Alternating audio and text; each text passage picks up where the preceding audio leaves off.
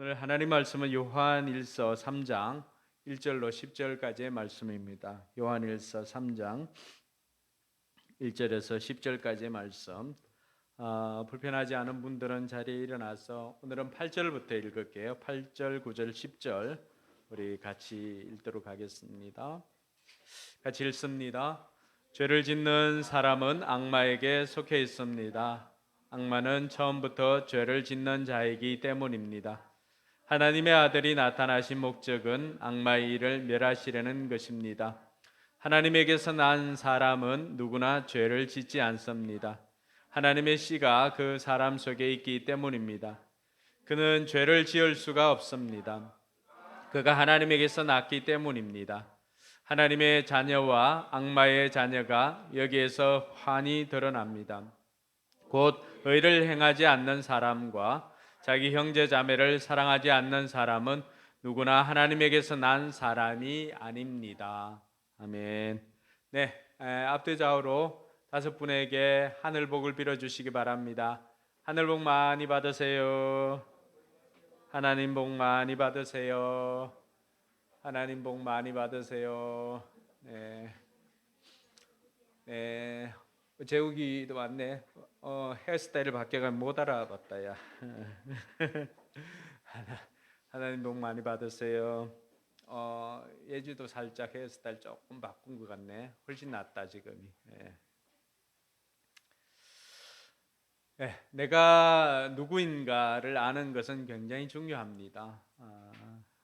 왜냐하면은 그것은 우리의 정체성을 좌우하는 것이기 때문입니다. 뿐만 아니라 내가 누구인지를 알지 못하면 내가 무엇을 해야 되고 또 어떻게 살아야 하는지를 알 수 없습니다. 그래서 예수님께서는 마태복음에서 너희는 세상의 소금이다, 너희는 세상의 빛이다라고 하면서 우리가 누구인지를 먼저 말해주고 있습니다. 너희가 세상의 소금이니까 우리는 어떻게 살면 돼요? 세상에서 소금의 역할을 해야 하는 것이죠. 그러니까 세상에서 소금의 역할을 하지 못하니까 그 역할을 하지 못하는 것은 어떻게 된다 그랬어요? 바깥에 버려져서 사람들이 오히려 사람들을 변화시켜야 되는데 그 사람들을 변화시키지 못하고 그 고유의 맛을 잃어버리니까 오히려 사람들이 밟고 지나가는 그런 존재가 되더라고 하는 것입니다. 너희는 세상의 빛이다라고 했을 때 그 빛은 감출 수가 없지요. 그래서 그 빛을 감추어 두는 것이 아니라 등경 아래 두는 사람은 없다라고 했습니다. 그래서 세상에서 너희 빛을 알리라고 했습니다. 그 빛이 무엇인지 너무 추상적이니까 예수님께서는 그 빛은 너희의 착한 행실이다라고 가르쳐주고 있습니다. 그래서 우리가 어떻게 세상에서 소금과 빛으로 살까? 세상에서 우리 착한 행실, 그 착한 행동을 하면은 다른 사람들 보기에도 저 사람들은 뭔가 다르구나라고 이렇게 알 수 있다라고 했습니다. 그 모든 것이 내가 누구인지를 아는 것으로부터 시작합니다. 우리가 삶공부 생명의 삶을 이렇게 해보면은 우리가 누구인지를 성부 하나님, 성자 예수님, 또 성령 하나님과의 관계를 통해서 정의를 해주는 부분이 있습니다. 성부 하나님과의 관계에서는 성부 하나님께 우리는 어떤 존재이죠? 우리는 하나님의 자녀이죠, 자녀. 성자 예수님과 우리와의 관계는 어떤 관계입니까? 성자 예수님과 우리와의 관계는 우리는 거룩한 신부입니다. 생명의 삶은 다 하셨죠? 성령 하나님과 우리와의 관계는 어떤 관계죠? 우리는 성령 하나님을 모시는 성령의 전이라고 합니다. 또 하나님 나라와 우리와의 관계에서 우리는 하나님 나라의 어떤 존재지요? 우리는 하나님 나라의 시민권을 가진 천국의 시민이라고 가르쳐 주고 있습니다. 오늘 요한은 이 본문에서 우리에게 우리가 하나님의 자녀라고 하는 것을 한 번 더 강조하고 있습니다. 그래서 이 요한이 왜 이렇게 하나님의 자녀를 강조하고 있을까? 오늘 본문을 통해서 저와 여러분들이 그것을 다시 한번 깨닫고 우리가 하나님의 자녀로서 어떻게 살아야 할지를 깨닫는 그런 복된 시간이 되기를 바랍니다. 앞선 간증에도 나왔지만 하나님의 자녀답게 이제 살고자 한다라고 했는데 그 하나님의 자녀는 먼저 어떻게 되는 것인가? 하나님의 자녀는 첫 번째로는 하나님의 사랑으로 만들어집니다. 오늘 1절 말씀에 보면은 뭐라고 되어 있습니까? 아버지께서 우리에게 얼마나 큰 사랑을 베푸셨는지를 생각해 보십시오. 하나님께서 우리를 자기의 자녀라 일컬어 주셨으니 우리는 하나님의 자녀입니다. 이렇게 되어 있습니다. 그럼 우리가 하나님의 자녀가 된 것은 하나님께서 우리에게 베풀어 주신 큰 사랑 때문에 하나님의 자녀가 되었습니다. 가정에도 부부가 결혼해서 사랑하여서 하나님 그 자녀를 낳는 것처럼 하나님께서도 마찬가지입니다. 하나님께서도 우리를 사랑해 주셔서 이 땅에서 우리를 하나님의 자녀 삼아 주시고 하나님의 자녀라고 불러 주셨습니다. 여기에서 아버지께서 얼마나 큰 사랑을 베풀었는지라고 할 때 이 얼마나 큰 사랑 원어를 이렇게 보니까 지금까지 경험해 보지 못한 사랑이라고 말하고 있습니다. 하나님의 그 사랑이 얼마나 큰지를 보라 이렇게 되어 있거든요. 여러분 하나님께서 우리를 자녀 삼기 위해서 베풀어 주신 그 사랑이 얼마나 클까요? 그 크기와 그 깊이와 넓이를 우리가 다 측량할 수는 없습니다. 그러나 분명한 것은 요한복음 3장 16절에 보니까 하나님의 그 사랑이 구체적으로 나와 있습니다. 요한복음 3장 16절은 하나님께서 세상을 이처럼 사랑하셔서 외아들을 주셨으니 이는 그를 믿는 자마다 멸망하지 않고 영생을 얻게 하려 하심이라. 여러분 하나님 사랑은 독생자를 내어주시는 사랑입니다.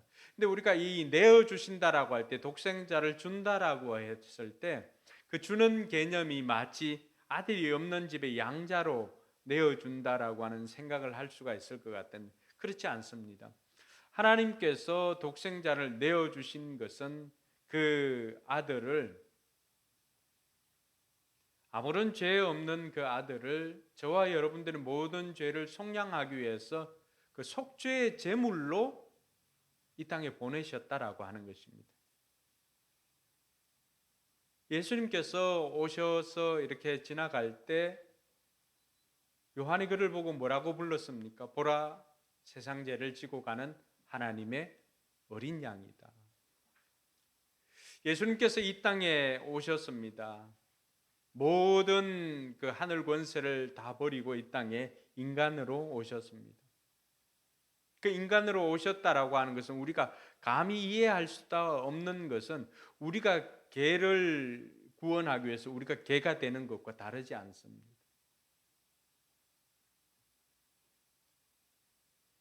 예수님께서 이 땅에 인간으로 오셔가지고 이 땅에서 공생애를 보내고 난 다음에 십자가에서 저와 여러분들 모든 죄를 대신 지시고 그 자리에서 십자가의 죽음을 당하셨습니다.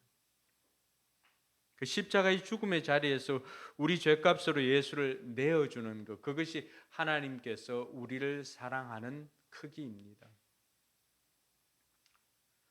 제가 살아보니까 자녀를 위해서 할 수만 있다면 무엇이든지 할 수가 있겠더라고요. 그렇지만 그런 자녀를 다른 사람을 위해서 내어주는 것은 그렇게 쉽지 않다는 것입니다. 우리가 하나님의 자녀가 된 것은 우리가 하나님의 자녀가 되고 싶은 마음보다도 더 큰 우리를 하나님의 자녀 삼고 싶은 하나님의 사랑이 먼저 있었다는 것을 우리가 기억했으면 좋겠습니다. 저와 여러분들이 하나님의 자녀로 오늘 이 자리에 들어와 있는데 우리가 이 자리에 올 수 있었던 것은 하나님께서 우리를 택하시고 지명하여 주시고 불러주시고 우리를 하나님의 자녀 삼아 주셨기 때문에 이 자리에 올 수가 있었습니다. 이 자리에 왔다라고 하는 것은 하나님께서 나를 그만큼 사랑한 증거라고 하는 것을 우리가 기억해야 할 것입니다. 여러분 한 사람 한 사람을 하나님의 자녀 삼아 주시기 위해서 하나님께서는 자기의 가장 사랑하는 아들 예수를 이 땅에 십자가의 죽음의 자리에 내어 주었습니다. 여러분을 위해서 아들을 아끼지 않고 내어 주신 그분이 여러분을 위해서 무엇을 아끼겠습니까? 간혹 우리 마음속에 하나님은 정말 나를 사랑하실까? 내게 일어나는 이런 일들을 보면은 정말 하나님이 나를 사랑하는 것을 우리가 의심할 때가 종종 있습니다.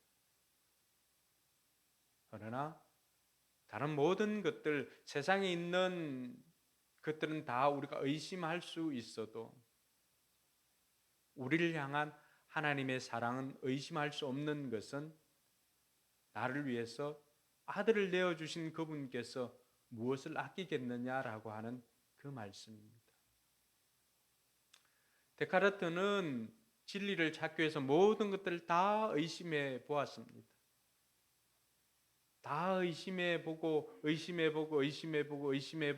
하였지만 하나 부인할 수 없는 것, 의심할 수 없는 것이 있었습니다. 그게 뭐였지요? 바로 그 의심하고 있는 자기 자신을 부인할 수는 없었습니다. 그래서 데카르트가 뭐라고 고백합니까? 생각한다, 고로 나는 존재한다인데 그 의심한다죠. 의심한다, 고로 나는 존재한다. 저와 여러분들이 모든 것들을 다 의심해도 나를 사랑하시는 그 하나님의 사랑은 그것만큼은 우리가 의심할 수 없다는 사실입니다. 그래서 우리가 하나님의 자녀가 된 것은 우리보다 하나님의 사랑이 더 크기 때문에 우리가 하나님의 자녀가 될 수 있었다는 것을 기억하고 우리는 하나님의 사랑으로 하나님의 자녀가 되었습니다. 둘째로 오늘 요한이 우리에게 가르쳐주고 있는 이 하나님의 자녀는 앞으로는 그리스도처럼 될 것임을 우리에게 가르쳐주고 있습니다. 2절에 보면은 2절에 뭐라고 되어 있습니까? 사랑하는 여러분, 이제 우리는 하나님의 자녀입니다. 앞으로 우리가 어떻게 될지는 아직 밝혀지지 않았습니다만 그리스도께서 나타나시면 우리도 그와 같이 될 것임을 압니다라고 그렇게 말하고 있습니다. 이제는 우리가 하나님의 자녀이고 또 앞으로는 어떻게 된다라고 했습니까? 앞으로는 불확실하지만 한 가지 우리가 아는 것은 그리스도께서 오시면 우리가 그리스도처럼 될 것을 우리는 알고 있습니다라고 이야기를 합니다. 현재를 알고 우리가 미래에 어떻게 될 것을 알고 있지만 과거에 우리는 어떤 사람인가는 우리 스스로가 다 잘 알고 있습니다. 그래서 바울이 에베소서 2장 3절에 보면은 우리가 전에는 어떤 사람이었는가를 그 전에는 이렇게 시작을 합니다. 같이 한번 읽어볼까요? 우리도 모두 전에는 그들 가운데서 육신의 정욕대로 살고 육신과 마음이 원하는 대로 행했으며 나머지 사람들과 마찬가지로 날 때부터 진노의 자식이었습니다. 전에는 어떤 사람이라고 말하고 있습니까? 육신의 정욕대로 살았던 진노의 자식이다, 마귀의 자식이었다라고 그렇게 고백을 하고 있습니다.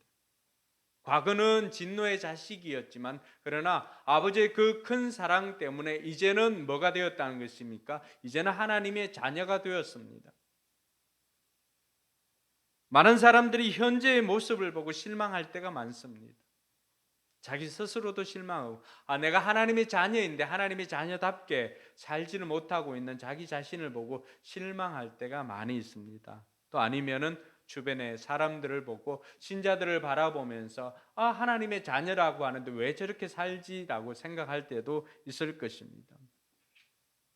우리가 현재의 모습을 보고 실망하지 말아야 할 것은 아직 우리가 끝까지 달려가지 않았기 때문입니다. 우리가 끝까지 이 믿음의 경주를 다 하게 되면은 우리는 끝에는 어떤 사람이 된다고 말해주고 있습니까? 우리는 끝에는 예수님처럼 될 것이다 말해주고 있습니다. 그래서 오늘 우리가 2절에 읽었던 것처럼 앞으로 우리가 어떻게 될지 아직 밝혀지지 않았습니다만 그리스도께서 나타나시면 뭐라고 합니까? 우리도 그와 같이 될 것임을 압니다. 할렐루야. 그러면 우리가 지금은 우리가 기대하는 수준만큼 올라가지 않아서 실망하고 이럴 때도 있지만은 우리가 최소한 어느 정도까지 자란다는 것입니까? 그리스도만큼 자란다는 것입니다. 우리도 언젠가는 그리스도처럼 될 것이다 말하고 있습니다. 그래서 에베소서에서 바울이 뭐라고 말합니까? 우리가 믿는 일과 아는 일에 하나가 되어서 그리스도의 장성한 분량에 이르기까지 자라가야 된다라고 말하고 있습니다. 우리가 최종 목적지가 어디예요? 예수님처럼 되는 것입니다. 할렐루야. 지금 우리가 조금씩 삶 공부를 하면서 예배를 드리면서 또 주중에 여러분들이 신자의 삶으로 살아가면서 우리는 조금씩 예수님을 닮아가는 것입니다. 제가 처음 94년도에 6월 19일 날 반석이가 태어났거든요. 그래서 6월 18일부터 우리는 집사람과 저는 이제 병원에 갔다가 쫓겨나고 병원에 갔다가 쫓겨나고 이렇게 하기가 일쑤였습니다. 옆에는 이제 장모님이 아이고 이 사람아 그 우리 딸 뭐 다 죽게 됐는데 왜 병원에 안 가고 또 병원에 가면 왜 수술을 안 하냐고 저렇게 아파서 하는데 저는 그때 사실 우리 장모님 애 6명 낳았다는 걸 좀 의심했습니다. 제가 알기에는 이 형광등이 뭐 이렇게 돌아가고 해야 이렇게 그때야 출산을 한다라고 했는데 장모님이 6 낳은 그 엄마의 모습은 온데간데 없고 그냥 조바심이 나가지고 빨리 병원으로 가자고. 병원에 갔어도 좀 진통을 하니까 빨리 뭐 수술해서라도 아기 낳자라고 그렇게 보채었습니다. 그때 그 모든 것들을 평정한 사람이 있었습니다. 저희 어머님이 그 문을 열고 이제 딱 들어왔을 때 그 모든 것들이 이렇게 잠잠하게 정리가 되었습니다. 그러니까 어머님이 와서 이제 그 고생하는 며느리 손을 이렇게 잡아줍니다. 그리고 얼마 지나지 않아서 이제 출산을 했는데 집사람이 이제 묻습니다. 이제 그 아기를 낳고 와서 애가 어떻게 생겼느냐고 물었습니다. 보니까 다른 건 몰라도 전 입 보니까 내 아들 같더라라고 이렇게 이야기를 했습니다. 그때는 저하고 닮은 게 입밖에 없었습니다. 입이 큼지막하게 이렇게 보여가지고 저는 입을 보고 우리 애 맞구나 이렇게 생각했습니다.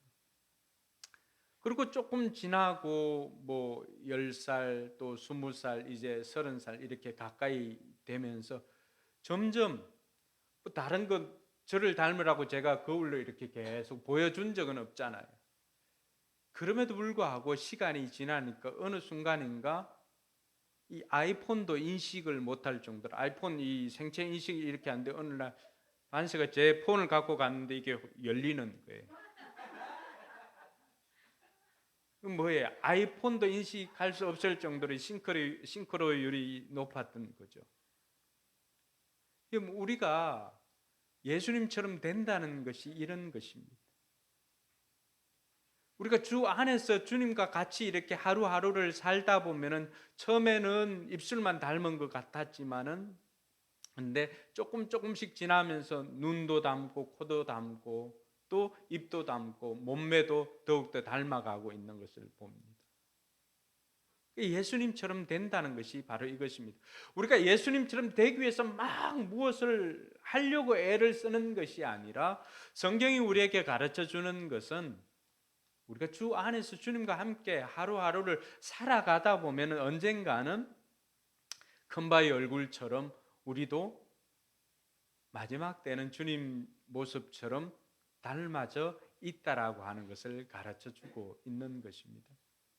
그래서 지금 내 주변에 또 지금 나의 모습을 보고 현재의 모습을 보고 우리가 실망하지 말고 변화될 그 모습을 기대하면서 하루하루를 믿음을 가지고 담대하게 살아갈 수 있기를 주님의 이름으로 축원합니다. 요한이 오늘 제자들에게 또 믿음의 공동체에게 해주고 싶은 것도 바로 그것이었습니다. 고통 중에 있고 세상은 여러분들이 하나님의 자녀인 것을 알지 못하니까 그들은 하나님도 알지 못하고 하니까 하나님의 자녀가 어떤 존재인 것을 알지 못하니까 세상 사람들은 우리를 구박하고 핍박합니다. 마치 미운 오리 새끼처럼. 한 마리 뭔가 다른 모습을 가지고 또 다른 행동을 하는 그를 보고 계속해서 구박하려 하지만 언젠가는 어떻게 됩니까? 그가 자기의 본연의 모습을 깨닫고는 헐헐 날아가는 백조가 되어 있었을 때 그들은 비로소 그 진가를 알게 되는 것이죠. 섞여 있을 때는 도무지 알지 못합니다. 그러니까 얘의 가치를 잘 모르니까 그들이 하는 게 뭐예요? 자꾸만 구박하는 거죠. 자기하고는 다른 행동을 하고 다르게 생겼으니까 자꾸 구박을 합니다. 이것이 우리가 세상에서 구박받는 이유입니다. 뭔가 그들과는 가치관이 다르고 우리가 생각하는 가치가 다르기 때문에 그들은 우리를 보고 비방을 하는 것입니다. 오늘 요한도 우리에게 가르쳐 주는 것이 바로 그것입니다. 세상이 우리를 알지 못하는 까닭은 하나님을 알지 못하기 때문입니다. 우리가 하나님의 자녀가 된 것은 과거, 현재, 미래 이 과정들을 다 거침으로 말미암아서 언젠가는 그리스도처럼 될 것을 기억하는 저와 여러분들이 되어야 할 것입니다. 여러분, 우리가 하나님의 자녀를 아는 것이 왜 이렇게 중요한가? 하나님의 자녀는 누가 지킵니까? 하나님께서 지켜주십니다. 부모가 자녀를 책임지고 부모가 자녀를 보호해 주는 것처럼 하나님께서 우리를 자녀 삼았다라고 하는 것은 하나님께서 우리를 보호해 주시겠다라고 하는 하나님의 의지가 더 강력하다는 사실을 우리는 알아야 할 것입니다. 그래서 다윗은 그가 하나님에 대해서 어떻게 고백합니까? 하나님은 나의 산성이시고 하나님은 나의 바위이시고 하나님은 나의 요새라고 고백을 합니다. 이 모든 용어들은 전쟁터에서 자기를 지켜주신 하나님을 경험한 다윗의 삶의 고백인 것입니다. 전쟁터에서도 이렇게 지켜주실 뿐만이 아니라 매사에 하나님께서는 저와 여러분들을 보호해 주고 있는 것입니다. 그래서 우리가 이 세상을 살아가고 있지만은 이 세상 가운데서 불안하고 염려하고 근심하고 걱정할 것이 아니라 하나님께서 나의 아버지이신 것을 믿고 담대하게 하루하루를 살아가는 저와 여러분들이 되기를 주님의 이름으로 축원합니다. 뿐만 아니라 우리가 하나님의 자녀라고 하는 것은 하나님의 인도하심을 받는 존재가 되었다라고 하는 것입니다. 로마서 8장 14절에 보니까 하나님의 영으로 인도함을 받는 그들은 곧 하나님의 아들이라 그렇게 말해주고 있습니다. 그들은 종의 영이 아닌 양자의 영을 받았으므로 하나님을 뭐라고 부를 수 있습니까? 아빠, 아버지라고 부르게 된다라고 말해주고 있습니다.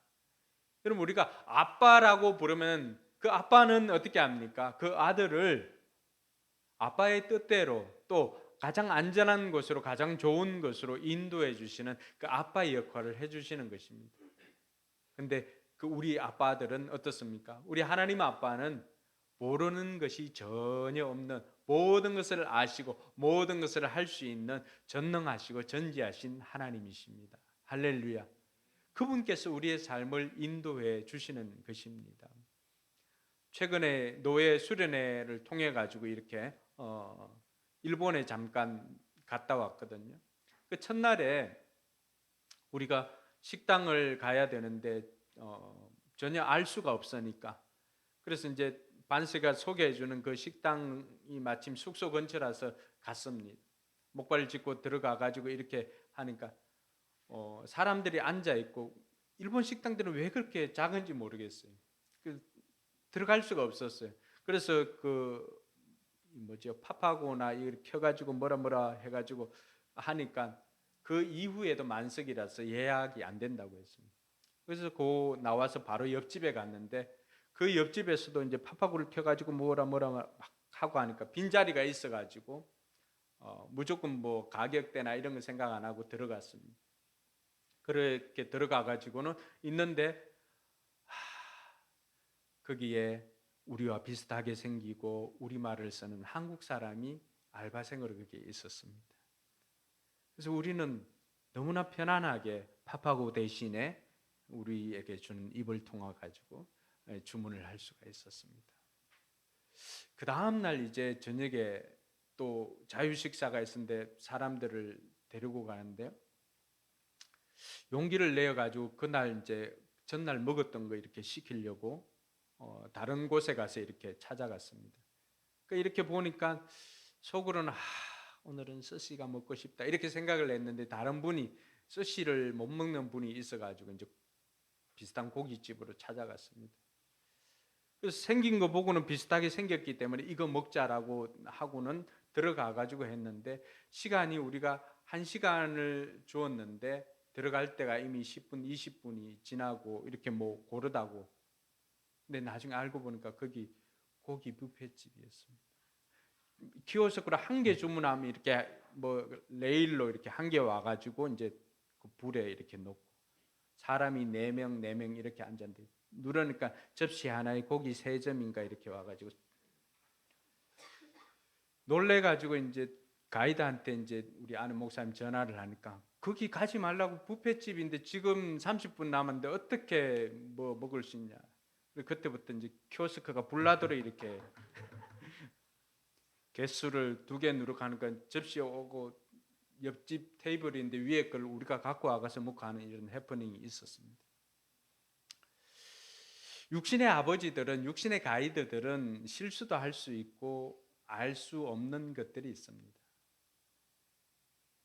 근데 우리 영혼의 가이드 되시는 우리 하나님 아빠는 모르는 것이 전혀 없습니다. 그래서 우리에게 아무것도 염려하지 말라라고 늘 말해줍니다. 그 아버지가 우리에게 해주신 말이 뭐가 있을까요? 이 세상을 살아가면서 불안하고 두려워하는 우리를 향해서 그 아버지는 늘 이렇게 이야기합니다. 두려워하지 말라. 내가 너와 함께함이라. 내 의로운 오른손으로 너를 붙들리라. 할렐루야. 여러분, 우리가 하나님이 우리의 아버지가 되고 우리가 하나님의 자녀가 되었다라고 하는 것은 너무나 완벽한 가이드의 인도함을 받는다는 뜻입니다. 그러니까 그 하나님께서 인도하시면은 때로는 우리가 위기의 순간이나 이런 어려운 길을 걸어갈 때도 있잖아요. 근데 먼저 그 길을 걸어갔던 다윗은 염려하지 말라라고 말합니다. 내가 사망의 엄침한 골짜기를 지나갈지라도 해를 두려워하지 않았던 것은 주님의 지팡이와 막대기로 나를 지켜주셨기 때문이다라고 말하고 있습니다. 2000년 전에 또 1500년 전에 또 3000년 전에 아브라함을 인도하시고 다윗을 인도하시고 모세를 인도하셨던 그 하나님께서 오늘 우리의 삶을 인도해 가심을 믿으시기 바랍니다. 이것이 하나님의 자녀들에게 주신 아버지의 특권입니다. 우리가 하나님을 아빠라고 부를 때 그 아빠는 언제나 우리의 손을 붙잡고 인도해 주신다는 사실입니다. 그래서 하나님의 자녀들은 앞으로 그리스도처럼 될 사람들이기 때문에 염려하지 말고 그리스도를 인도하신 그 하나님께서 저와 여러분들을 인도해 주신다는 그 사실을 믿으시기 바랍니다. 세 번째로 하나님의 자녀는 어떤 사람들인가? 하나님의 자녀는 죄를 지을 수 없는 존재라고 말하고 있습니다. 오늘 9절 말씀에 보니까 이렇게 되어 있습니다. 하나님에게서 난 사람은 누구나 죄를 짓지 않습니다. 하나님의 씨가 그 사람 속에 있기 때문입니다. 그는 죄를 지을 수 없습니다. 그가 하나님에게서 났기 때문입니다. 여러분, 하나님의 자녀들은 죄를 지을 수 없는 존재라고 말해주고 있습니다. 근데 여러분, 이 말씀을 읽는 순간 여러분 마음속에 어떤 생각이 들었습니까? 죄를 지을 수 없는 존재? 그럼 나는 늘 지은 죄로 인하여서 고민하는 나는 그럼 하나님의 자녀가 아닌가라고 하는 생각이 불현듯 여러분들의 마음에 떠오르지 않습니까? 성경은 분명히 나를 하나님의 자녀를 죄를 지을 수 없는 존재라고 말하고 있는데 어제도 죄를 짓고 오늘도 죄를 짓고 살아가고 있는 나는 그럼 하나님의 자녀가 아닌가라고 생각할 수 있을 것입니다. 요한이 오늘 하나님의 자녀가 죄를 지을 수 없는 존재입니다라고 말했던 것 하나도 죄를 짓지 않고 살아가는 존재라고 말하고 있는 것은 아닙니다. 이미 요한은 요한일서 1장 8절 9절에서 뭐라고 말합니까? 여러분 중에 죄가 없다고 말하는 사람이 있으면 그 사람 거짓말하는 것이다 라고 말했습니다. 그래서 이렇게 되어 있습니다. 우리가 죄가 없다고 말하면 우리는 자기를 속이는 것이요 진리가 우리 속에 없는 것입니다. 우리가 우리 죄를 자백하면 하나님은 신실하시고 의로우신 분이셔서 우리 죄를 용서하시고 모든 불의에서 우리를 깨끗하게 해 주실 것입니다. 우리가 죄를 지을 수 없는 존재이지만 그럼에도 불구하고 우리가 이 땅에 살아갈 때 죄를 짓고 산다라고 하는 것입니다. 요한이 모르는 게 아니에요. 근데 뭘 이야기를 하고 싶냐 그러면은 죄를 지을 수 없는 존재인데 매번 그 반복되어지는 그 죄를 짓고 있다라고 한다면은 하나님의 자녀인가를 스스로 자문해 보아야 된다라고 하는 거죠. 한두 번 우리가 넘어질 수도 있습니다. 물론 예수님께서는 70번씩 7번이라도 용서해 주라고 했습니다. 근데 우리는 이 죄를 짓고 난 다음에 또다시 죄를 짓고 할 때 그 죄를 지을 때 우리 마음에 아무런 감각이 없다면은 그 사람은 하나님의 자녀가 아닐 가망성이 있습니다. 근데 여러분들은 어떻습니까? 하지 말아야 할 것을 했어요. 그럼 여러분 마음에 어떤 생각이 듭니까? 여러분 마음속에 자괴감이 들고 또 그 죄를 미워하는 마음이 여러분 속에 있다면은 여러분 염려하지 않아도 되는 하나님의 자녀인 것입니다. 6절에 그리스도 안에 있는 사람도 죄를 짓지 않는다라고 이야기를 했거든요. 그럼에도 불구하고 우리는 죄를 짓고 살아가고 있습니다. 반복해서 동일한 죄를 우리가 짓지 않으려고 애를 쓰고 또 그 죄를 미워하고 싫어하고 있다라고 한다면 여러분 죄를 미워하고 싫어하는 것과 죄를 짓는 것은 조금 다른 것입니다. 죄를 미워하고 싫어하지만은 어떻습니까? 내 육신이 연약하여서 넘어질 수도 있고 내 믿음이 연약해서 넘어질 수도 있습니다. 그러나 조금 더 내가 이런 것들을 통해서 내 믿음이 조금 더 견고해지고 한다면 조금 더 예수님과 닮아져 있고 예수님과 함께 살아가다 보니까 예수님처럼 하다 보니 이제는 그 빈도수가 줄어드는 것입니다. 예수를 믿어도 내가 하는 일에 죄책감이나 이런 것 때문에 그 빈도수가 줄어들지 않고 있다라고 한다면 여전히 나는 하나님의 자녀인가를 물어보아야 합니다. 그러나 내가 예수 그리스도를 구주로 영접하고 이제는 내가 진실로 하나님의 자녀인 것을 깨닫고 난 다음에 그 빈도수는 확연히 줄어들게 될 것입니다. 중요한 것은 끊는 것은 악습은 빈도수를 줄이는 것보다 단번에 끊는 것이 굉장히 중요합니다. 그래서 히브리서 기자는 우리로 하여금 피 흘리기까지 죄와 싸우라고 그렇게 말해주고 있습니다. 우리가 죄를 싫어하고 미워한다라고 한다면은 적어도 우리 안에는 그 죄와 싸울 준비를 하고 있어야 되는 것입니다. 할렐루야. 근데 오늘 요한이 우리에게 하나님의 자녀들은 죄를 짓지 않는 존재가 되었습니다라고 말하는데 그 이유를 뭐라고 말합니까? 이는 하나님의 씨가 그 사람 속에 있기 때문에 죄를 지을 수 없다라고 했습니다. 이 하나님의 씨가 뭘까요? 그러니까 하나님의 씨가 바로 예수 그리스도요. 그러니까 하나님의 씨가 바로 하나님의 말씀인 것을 우리가 알 수가 있습니다. 그래서 시편 기자가 시편 119편 10절에 뭐라고 말했습니까? 내가 주께 범죄치 아니하려 하여 그다음 뭐예요? 주의 말씀을 내 마음에 두었나이다. 할렐루야. 그 말씀 암송하는 사람도 있죠. 우리가 확신의 삶 할 때도 했지 않습니까? 자, 주님께 범죄하지 않기 위해서 내 마음속에 뭘 둔다는 거예요? 주의 말씀을 내 마음에 두었나이다 라고 말하고 있습니다. 그 사람 마음속에 뭐가 있는 거예요? 하나님의 씨인 하나님의 말씀이 그 마음속에 있는 것입니다. 근데 내가 왜 번번이 넘어지는가? 거꾸로 생각을 해보니까 내 마음속에 뭐가 없는 거예요? 말씀이 없는 거예요. 말씀이. 그래서 우리가 생명이 태어났다고 해서 다 살아가는 것이 아니라 생명이 태어나고 탄생한 것과 태어난 것과는 다르게 우리가 이 땅에서 살아가도록 하기 위해서는 양분을 먹어야 되잖아, 그렇죠? 그래서 그 양분이 생명이 내 마음속에 있어야 되는, 내 육신에도 있어야 되는 거죠. 먹어야 되는 거죠. 먹어야 돼. 하나님의 말씀이 내 속에 있지 않으면 우리는 이 세상을 이길 힘이 없습니다. 마귀와 싸워서 이기게 하는 힘도 내 안에 있는 말씀이 이기게 해주고 내 안에 있는 예수님께서 이기게 해주시는 것입니다. 그래서 우리가 왜 죄를 지을 수 없는 존재가 되었는가 보니까 예수님께서 하나님의 아들이 나타나신 것은 이 죄를 멸하기 위해서 나타났다라고 말해주고 있습니다. 5절에 뭐라고 되어 있습니까? 3장 5절에 보면은 말씀에 이렇게 되어 있습니다. 여러분이 아는 대로 그리스도께서는 죄를 없애려고 나타났습니다. 그리스도는 죄가 없는 분입니다.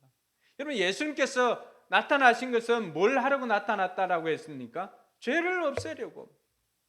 우리가 죄를 지을 수 없는 존재가 된 것은 내 안에 계신 예수님께서 그 죄를 없애 주시기 때문에 우리가 죄 짓지 않을 수가 있다라고 하는 것입니다. 뿐만 아니라 그 죄의 시작은 뭐예요? 악한 사단이 계속해서 미혹해서 우리로 하여금 죄의 길로 인도하지 않습니까? 그래서 요한일서 3장 8절에 보면 예수님께서 이 땅에 오신 목적이 뭐라고 말하고 있습니까? 같이 한번 읽어볼까요? 8절 시작. 죄를 짓는 사람은 악마에게 속해 있습니다. 악마는 처음부터 죄를 짓는 자이기 때문입니다. 하나님의 아들이 나타나신 목적은 악마의 일을 멸하시려는 것입니다. 그래서 예수님께서 그 마귀의 일, 그 죄 짓는 일을 멸하기 위해서 이 땅에 오셨다라고 말해주고 있는 것입니다. 사랑하는 성도 여러분, 그럼 죄가 뭘까요? 죄가. 그래서 요한일서 3장 4절에 보면 우리가 생명의 삶 할 때도 배우는 죄는 무엇이다라고 하는 것 세 가지 이렇게 했지 않습니까? 그 첫 번째가 뭐예요? 3장 4절 같이 읽어봅니다. 죄를 짓는 사람마다 불법을 행하는 사람입니다. 죄는 곧 불법입니다. 여러분, 여기 번역에 이제 죄는 불법이다라고 했는데 그 원어를 보면 아노미아로 되어 있습니다. 아노미아. 그 A가 있으면 이건 부정형이죠, 부정형. 그래서 노음이라고 하는 것은 뭐 질서, 법 이런 뜻입니다. 그래서 이 박자를 짚어주는 이 박절기 이걸 뭐라 불러요? 메트로놈이라고 하죠. 그 메트로놈, 메트로 이 그 박자를 해주는 법 이것입니다. 근데 A가 앞에 A가 보통 부정이거든요. 노음은 법이라고 하면은 A가 있으니까 뭐예요? 불법이 아니라 무법이 되는 거죠. 무법이라고 하는 것은 법이 없는 게 아닙니다. 무법하면은 떠오르는 게 뭐예요? 옛날 사람들은 황야의 무법자 이렇게 생각합니다. 근데 요즘 친구들은 황야의 무법자가 뭔지를 모릅니다. 우리 때만 해도 황야의 무법자 하면은 굉장히 오래된 서부 영화거든요. 총잡이가 나타나 가지고 마을에 이렇게 나타났는데 다 죽이는 겁니다. 왜 황야의 무법자일까요? 법이 없는 게 아니죠. 이 사람 죽이고 이 사람 죽이고 하는 것은 누가 결정합니까? 무법자인 자기 자신이 결정하는 거예요. 그러니까 무법은 법이 없는 게 아니라 자기 자신이 법인 사람이에요. 이 세상의 모든 갈등은 여기에서 시작을 합니다. 심지어 연애를 하거나 결혼을 할 때도 마찬가지예요. 결혼을 하면은 자기들만의 법이 있습니다. 남편은 이래야 돼, 아내는 이래야 돼. 두 사람의 전쟁이 시작됩니다. 그러다가 두 사람만의 전쟁으로 끝나는 게 아니죠. 옆에 훈수를 두는 친구들이 있습니다. 그 친구 훈수를 듣지 말아야 되는 것은 그 친구도 지금 동일한 고민으로 고생하고 있는 거예요. 성공한 사람이 아니에요. 그래서 이 갈등들을 없애기 위해서는 세상에는 기준이 없기 때문에 다 자기가 법이에요. 무법천지라고 하는 게 법이 없는 게 아니라 다 자기가 법인 거예요. 그래서 세상은 뭐예요? 이 기준을 없애버립니다. 절대 기준이 없어요. 그러니까 상대화 시키니까 어떻습니까? 다 옳은 거예요. 각자가 다 옳은 거예요. 이미 성경은 몇천 년 전에 그 시대를 예견하였습니다. 사사기가 뭐라고 표현합니까? 그 세대 사람들은 다 각기 자기 소견에 옳은 대로 행하였더라. 그게 사사기 시대의 모습이거든요. 그러니까 오늘날 이 시대도 사사 시대와 다르지 않는 시대에 살아가고 있습니다. 왜냐하면 다 절대주의가 없고 상대주의잖아요. 진리가 상대화되는. 여러분, 진리인데 어떻게 상대화될 수가 있습니까? 그럼 진리가 아니지요. 그 세상은 자꾸만 기준을 없애니까 동일한 줄자를 가지고 이렇게 해야 되는데 동일한 줄자가 아니라 각기 다른 줄자를 가지고 있는 거예요. 그러니까 다른 거예요. 그러니까 기준이 없다라고 하는 거죠. 그래서 성경은 뭐라고 말합니까? 성경은 우리에게 이것이 우리 기준이다 말합니다. 그래서 이걸 우리가 캐논이라고도 부릅니다. 표준이라고 하는 거죠. 그래서 부부간에도 자기들만의 법을 가지고 싸웠다라고 한다면 이제는 성경의 법으로, 성경으로 기준을 삼고 싸움을 해야 됩니다. 성경에 뭐라고 되어 있습니까? 남편은 아내를 사랑하고 아내는 남편에게 순종하는 거예요. 자녀들은 아버지께 뭐 하면 돼요? 순종하는 거예요. 또 부모는 자녀를 사랑하는 거죠. 그러니까 이런 성경이 가르쳐주고 있는 그 기준을 따른다고 한다면은 이 세상에는 갈등이 없어집니다. 할렐루야. 그래서 이러한 죄의 문제를 해결하기 위해서 예수님께서 오셨고 예수님께서 진정한 진리를 이 땅 가운데 새겨놓은 것입니다. 그래서 예수님께서 뭐라고 말합니까? 내가 곧 길이고 진리고 생명이다. 할렐루야. 그래서 아버지께로 가는 것은 이 진리 되시는 길 되신 생명 되신 예수 그리스도로 말미암아 갈 수 있음을 말해주고 있습니다. 그래서 저와 여러분들이 하나님의 자녀로서 죄를 짓지 않는 존재라고 하는 것을 우리가 알게 되는 것입니다. 그럼 마지막으로 이러한 하나님의 자녀는 하나님의 자녀답게 살기 위해서는 어떻게 살아야 될까? 10절이 우리에게 가르쳐주고 있습니다. 10절 한번 읽어볼까요? 하나님의 자녀와 악마의 자녀가 여기에서 환히 드러납니다.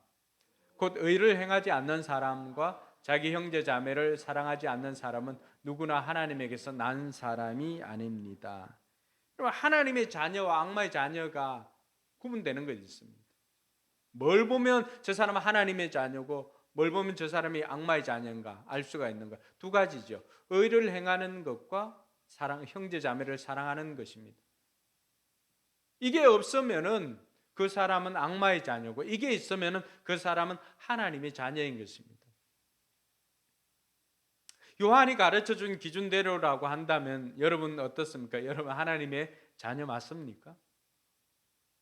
의를 행한다라고 하는 것과 사랑이라고 하는 것은 불가분의 것이 아닙니다. 동일한 것이죠. 그래서 구체적으로 우리가 하나님의 사람답게 하나님의 자녀답게 형제 자매를 사랑하는데 우리가 어떻게 사랑해야 될까? 가인처럼 하지 말라라고 이야기를 합니다. 12절에 보니까 그렇게 되어 있죠. 가인처럼 하지 말라. 형제 자매 여러분, 가인과 같은 사람이 되지 말아야 합니다. 그는 악한 자에게 속한 사람이어서 자기 동생을 쳐 죽였습니다. 무엇 때문에 그는 동생을 쳐 죽였습니까? 그가 한 일은 악했는데 동생이 한 일은 의로웠기 때문입니다. 그러니까 이 사람이 의가 없는 거죠. 동생을 보니까 의로움이 있거든요. 그러니까 의를 행하지 않는 것이죠. 나는 가인이 아니야라고 생각하는 많은 사람이 있습니다. 근데 돌이켜보면 우리는 어떻습니까? 우리 모두가 가인인 것을 부인할 수는 없습니다. 특별히 한국 사람은 더 그렇습니다. 우리 한국, 여러분 속담이 어떻게 만들어집니까? 속담은 오랜 것들을 이렇게 누적되어 가지고 그것이 거의 통계적으로 거의 맞아 들어가니까 속담이 된 것 아니에요? 우리 속담 중에 뭐가 있어요?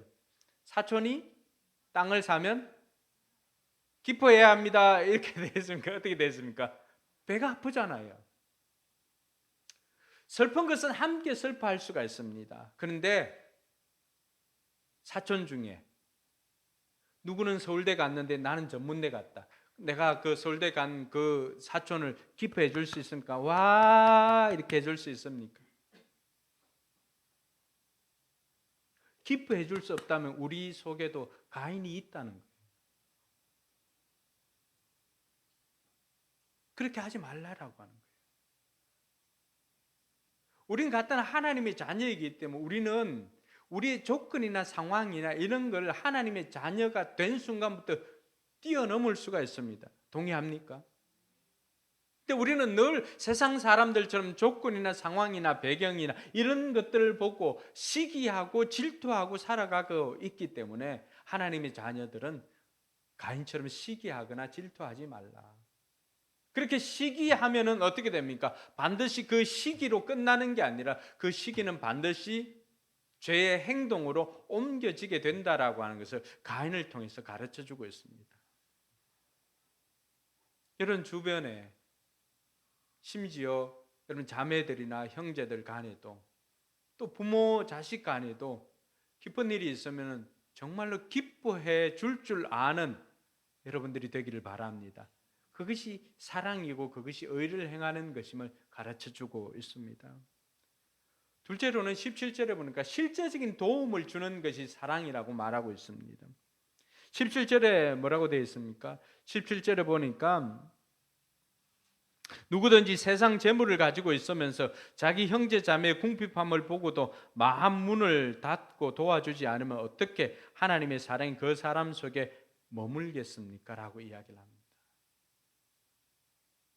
주변에 돌아보고 가족 중에든 친척 중에든 재정적으로 어려움이 보이면은 자기에게 그 재정적인 여유가 있으면은 그걸 가지고 도와주라는 것입니다. 내게 남들이 가지지 못하는 것이 조금 더 있다면 그것은 하나님께서 그것을 통하여서 다른 사람을 도와주라고 준 것임을 믿으시기 바랍니다. 여러분 정말 믿습니까? 그래서 다른 사람들보다 좀 더 돈이 좀 더 있다면 그것을 가지고 가난한 형제 자매를 도와주라는 것입니다. 다른 사람보다 좀 더 머리에 지식이 좀 많다면 좀 부족한 사람을 그 지식으로 가르쳐 주라는 것입니다. 다른 사람들보다 좀 더 건강함이 있다면 그 건강함을 가지고 연약한 부자유한 그 사람들을 좀 도와주라는 것입니다.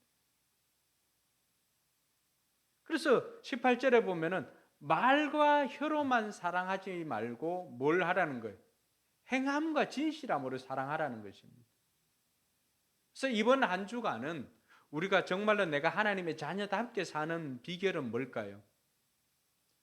말과 혀로만 사랑한다라고 하는 것이 아니라 여러분 주변에 여러분 형제 자매들이든 누구라도 이웃 사촌이든 누구라도 괜찮습니다. 좋은 일이 있으면 진정으로 기뻐하면서 함께 축하해주고 즐거워할 수 있기를 주님의 이름으로 축원합니다. 그리고 이번 한 주간에 여러분에게 여러분 생각하지 못했던 것들은 아니면 다른 사람들보다 좀 더 많이 가지게 된 것이 있다면 그것을 가지고 없는 사람에게 플로잉 해주시기 바랍니다. 좀 나누어 주시기 바랍니다. 흘러 넘치도록. 그렇게 하면 여러분의 잔이 더 차고 넘치게 될 줄 믿으시기 바랍니다. 말과 혀로만 사랑한다가 아니라 실제로 그 사람이 무엇이 필요한지를 알고 그 필요를 채워주는 사랑을 하는 우리 포커스교회 모든 성도들이 되길 주님의 이름으로 축원합니다. 한번 따라합시다. 우리는 하나님의 자녀입니다. 동의하십니까? 기도하겠습니다.